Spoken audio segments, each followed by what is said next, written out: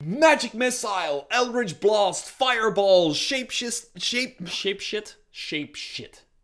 Magic Missile, Fireball, Eldritch Blast, shapeshift into a freaking Tyrannosaurus Rex for all I care. We as Dungeon Masters have to face this kind of over-the-top magic every single game. And let's face it, it is just a part of the game.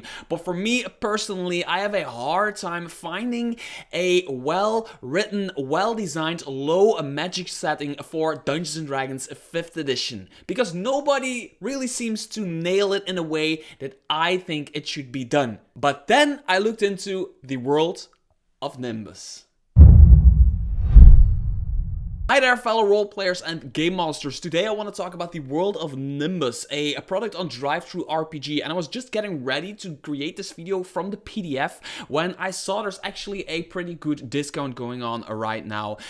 Because normally the watermark PDF will set you back about 15 bucks, the softcover premium color book about 30 bucks, but right now for 30 bucks you can get like the PDF and the softcover, and for 36 bucks you can get the PDF and the hardcover premium color book. So that's actually a pretty good deal. I just saw that before recording this video, so I just wanted to get that out to you. Make sure to click the link in the description below. So this is it, ladies and gentlemen, the world of Nimbus. So the reason I want to review this is really simple. I've been playing Dungeons & Dragons for about 20 years now, and it's been spellcasting and magic items galore for my entire D&D career, and I am just looking for a lower magic setting that's just like really boots on the ground, and there's just no setting that I read that really speaks to me. And I also don't want to like play in Middle Earth, like the Lord of the Rings setting, because it also feels like a bit like been there, done that. And then I saw this, the World of Nimbus. It was sent to me by the creator, by the way, so thank you for sending this to me, and it really speaks to me. And there's just a few simple reasons for it, because it's a pretty simple, simplistic setting that you can get into really quick, because it is 5th edition after all. 5th edition is 5th edition, and it kind of uses a few very easy tools in order to create this lower magic setting. Don't get me wrong, there is still a ton of magic in this setting, but it's more like in Lord of the Rings, where it's more vague and it's more like it's a thing. Magic is like a thing, it's like special, and they're not tossing magic items in your face like I sometimes do with my players. It's like, have one more magic item, have one more magic item, have one more magic item. So I'm going to talk about a few things in this video. First of all, I want to quickly talk about the lore of the world of Nimbus.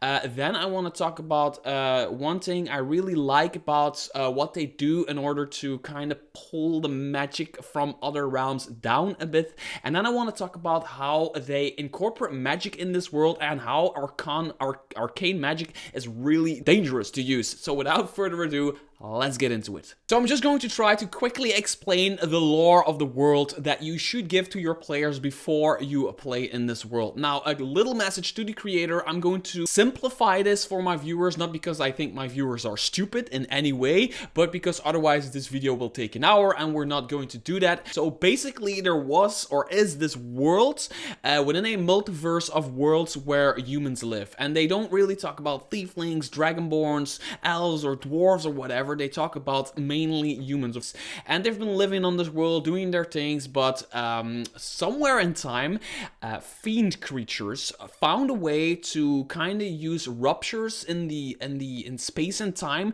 to enter this universe and to basically enslave the humans on their own world. So they started enslaving them, using them as slaves, as pets, as armies to fight against each other. But then after a very long while, there was one guy who had enough of it, and he picked up a torch, basically, and he said, fuck this shit, I'm out. And a bunch of people started following him and calling him the Torchbearer. This torch formed like a nimbus around this torch, and he had something in him to get people to rally against these fiends, and they started rallying against him. More slaves started to join the ranks against these fiend creatures, and they actually started to form this code and this group that they call the Companions of the Flame, and started fighting against these fiends. And they basically started winning, and the fiends were all like being pushed back. Some used the ruptures in space and time to get out of the world again, and it spawned the Golden Age. In the Golden Age, basically, there's this priesthood that formed, this official priesthood, which basically granted access to divine magic. So the divine magic is coming from that one priesthood, and this spawned like governance, religion, religious guidance, economic growth, all of that stuff spawned from this priesthood. But more ages went by, and the torchbearer situation became old news, and they actually call it the code of the old law. And they now believe in a one true God, like it's not in flesh. It's not like a torchbearer, a guy with a torch, but it's like a one true God. And worshipping the old code, like the torchbearer code, actually became outlawed. So there is like this political situation going on with priests and everything, and they're like, no, we don't want to hear about the old codes. We now have one true God and all that stuff. So it kind of, the people are now starting to get divided, because there's now a group of people that still follows the old code, which who are in the Dawn realms. And then there is a group of people who follow the new church, the new priesthoods, and then there is a group that is actually again enslaved by the fiends, because of course the fiends were all gone, but because of the people getting divided, the fiends saw their opportunity to slowly use the ruptures again to get back into this world and start enslaving humans again.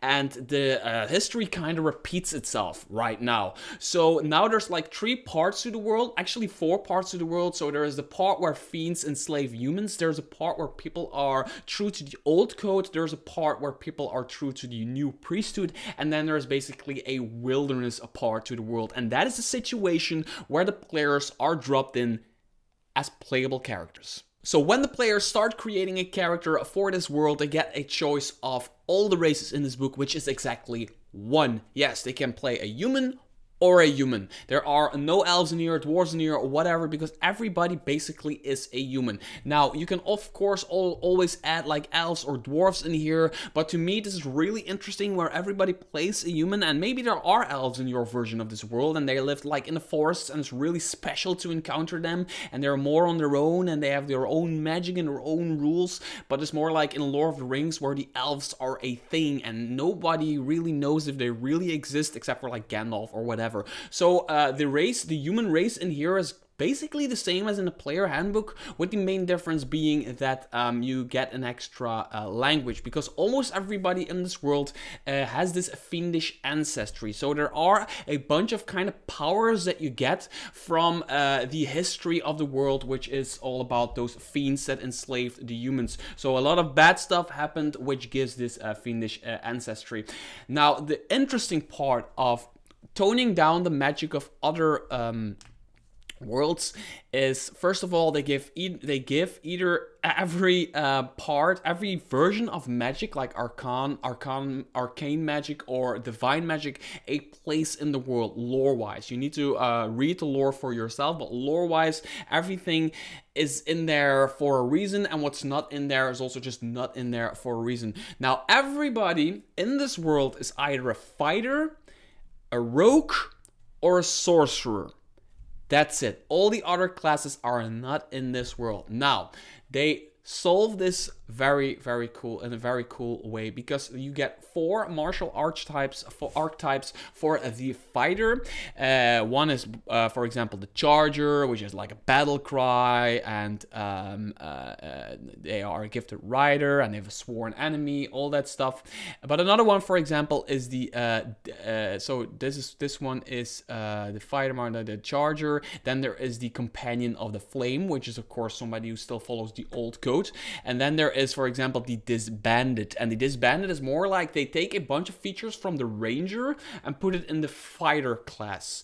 But the reason they do this, to have only fighters and rogues and sorcerers, is to like really have everybody start on the same level and start on the same page, because you are just a bunch of people that are trying to do heroic stuff against all odds. That's basically what this is all about, and I really like how they do that, and I think this could make for really interesting gameplay, because people need to really figure out what makes their character unique, even if they play the same class. Then there are the rogue subclasses, and all of these are like the fighter, they are based around like this martial fighting style, and everything is boots on the ground, fist against fists, wrestling, stabbing, slashing, doing all of that stuff that humans do to each other, right? So that's really a cool thing to have. I would even go as far as, for example, if you have 5 players in your party, or 4. Let's say you have 4 players in your party. I would say 3 people need to play either a fighter or a rogue. Boom, from the book. Fighter or rogue. 1 can play a sorcerer. Yes, after the fighter, after the rogue, by the way, look at this cool artwork, there is the sorcerer. And the sorcerer is what makes it really interesting. Because first of all, in this world, there are not a lot of sorcerers, yes. But all of these have like the special power of arcane magic, but there is this extra layer to it. Casting arcane magic is actually really different. I will get into that in a bit. So I think it would be really cool to have like this entire party of martial archetypes, and then have like one spellcaster is really special, but they really need to like figure out like, when am I going to cast a spell? Is this worth casting a spell for this risk I'm taking by casting this spell? Which is a really cool way of looking at it and toning down magic. You have magic in your setting, but casting magic is not only like illegal in some places in the world, but it's also like freaking dangerous to do. And that takes me straight to the corruption system in this book. I really like this. So corruption is a condition, right? You can get this by casting arcane spells and not succeeding on the wisdom saving throw, because every time you cast an arcane spell, you need to succeed on a wisdom saving throw of 8 plus the spell level. Now, cantrips don't use this system. You can cast cantrips as much as you want, but as soon as you cast a spell, you need to make this wisdom saving throw. If you don't make it, you get a level of corruption. Also, if you knowingly use a magical object created through the use of arcane magic, and by breaking one of the codes in this book, it's more like a lore thing, right? The corruption condition is the following. So if you fail these checks, example, if a character has the corruption condition and then gains corruption again, that character's moved to corruption level 2, and so on. So the first one is you gain sunlight sensitivity. You cannot cast divine magic anymore. You cannot use divine gifts of will. You cannot use magic objects crafted through divine magic. Any magical healing you receive from divine magic is halved.